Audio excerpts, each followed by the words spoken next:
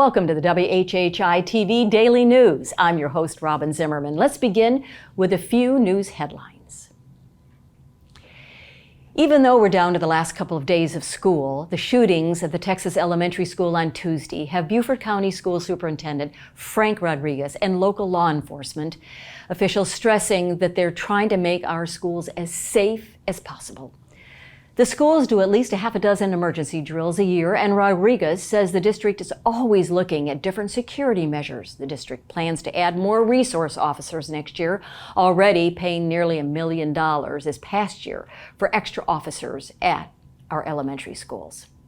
High school graduations at the public schools in Beaufort County are halfway over.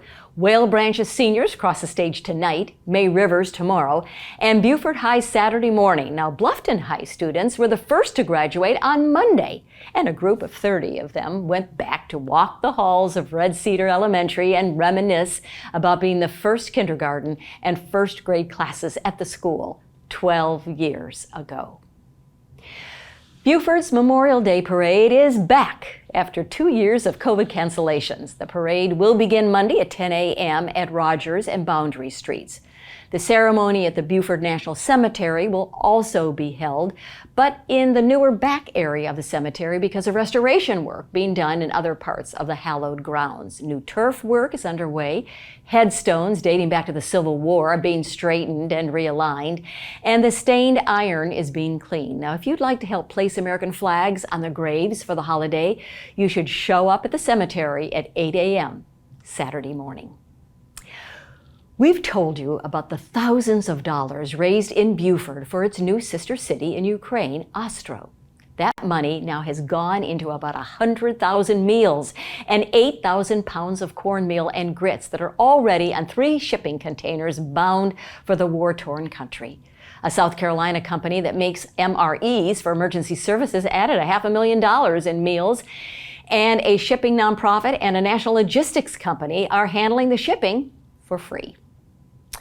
2 teenagers and a third suspect, a minor, are in custody for allegedly robbing a man at gunpoint at the Hilton Head Burger King in broad daylight on Tuesday afternoon. 17-year-old Daryl DePass of Port Royal and 18-year-old Christopher Johnson of Burton. The 2 and a minor who participated then fled but were caught just after crossing the Broad River. Well, you could get a hefty parking ticket this Memorial weekend for your boat if you stay too long at Beaufort's Day Dock. The 200-foot dock was opened in 2018 at the Chambers Waterfront Park to allow boaters and canoers to tie up their craft and visit downtown Beaufort for free.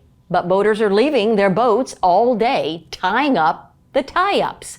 So a 3-hour parking limit has been imposed, and enforcement will be on a complaint basis by other boaters.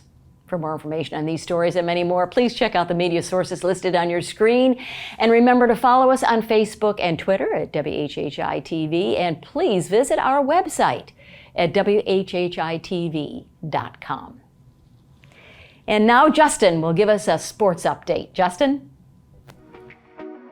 Hey, Loco sports fans and WHHI viewers, welcome to the fastest minute or so in local sports. It's time for the Thursday edition of Last Night in the Loco on WHHI, powered by Locosports.com. Earlier this week, we told you about Coach Prime, aka Deion Sanders, pulling up on BJ Payne at Hilton Head High. Well, another HBCU pulled into town in Bluffton this week, and unlike Prime and Jackson State, Fort Valley State University passed out some offers, perhaps looking to add to the little taste of Loco flavor the Wildcats took on when they snagged former Hilton Head star Christian Miller out of the transfer portal. The Division II program southwest of Macon, Georgia was in Bluffton scouring for diamonds in the rough and came up with a few potential gems, offering scholarships to the Bluffton Bobcat trio of Kamari Simmons, Jalen Linder, and Jaquin J.Q. Williams, as well as May River Shark Darian Perry. Many more offers to come for all of these guys who are set for stellar senior campaign. Plenty of college offers to come for a couple of high school tennis stars from the Loco who have been honored as All-Americans too. Recent state singles champion Graham Angus of Beaufort High, just an 8th grader, and Hilton Head High girls standout Emily Rucknow were honored by the National High School Tennis All-American Foundation this week. That does it for today's edition of Last Night in the Loco.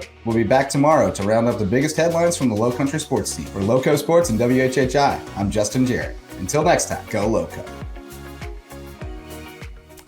Thanks for that update. And now let's move to Maria. We'll find out about what's going on with the weather this weekend. Thanks, Robyn. All right, let's take a look at the weather for Friday. So it looks like there's going to be showers all day. It's going to be showers in the morning, which are going to turn into thunder showers in the afternoon and then going into the evening. Hilton Head's going to have a high of 81, a low of 74. Bluffton's going to have a high of 82 and a low of 72. And Beaufort's going to have a high of 83 and a low of 74. The sunrise for Friday is going to be at 6:18 and sunset's going to be at 8:21. Taking a look at the beach tides, low tide's going to be at 2:52 p.m. and high tide's going to be at 8:23 p.m. Taking a look into the weekend, Saturday it's going to be sunny with highs in the 80s and lows in the 70s. Sunday it's going to be sunny as well with highs in the 80s and lows in the 70s. And then come Monday it's going to be cloudy all day with highs in the 80s and lows in the 70s. That's it for today. Let's hit it back to the desk. Coming up after the break, Dr. Ruth Ann Lobos will join us. She's a veterinarian and we'll talk about allergies in our pets.